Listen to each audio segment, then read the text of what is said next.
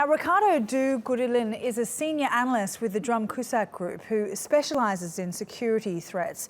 He joins us now live from Brussels. As we mentioned earlier in our program, Daesh has claimed responsibility. How can we find out or know if this was the result of direct correspondence from Daesh to the attacker, or if this individual was just simply answering calls of a general kind to carry out attacks of this sort?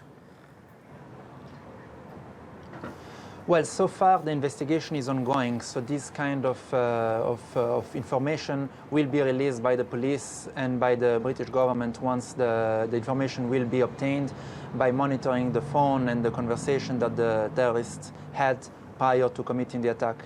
However, I think it's important to remember that ISIS called for its supporters and sympathizers worldwide, and especially in Western Europe, to conduct exactly this kind of attacks.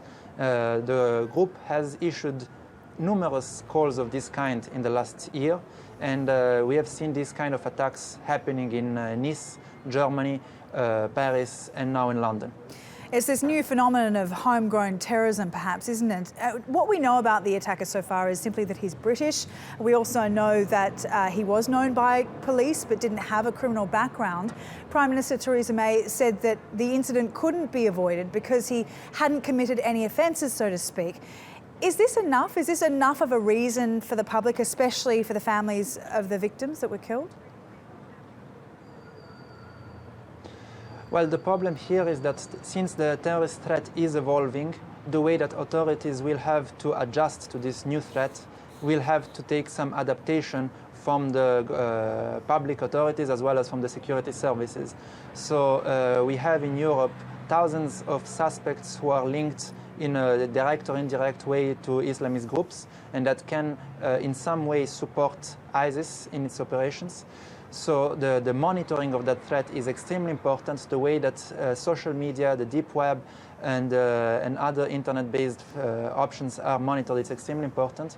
And then the way that soft targets are protected within the cities is something that authorities will have to look into in the near future and in the immediate term. You mentioned that intelligence services needs to be stepped up, but what's important about this particular attack is that it was really done. Anyone could do an attack like this. It was just with a car being rammed, a knife, and also a gun.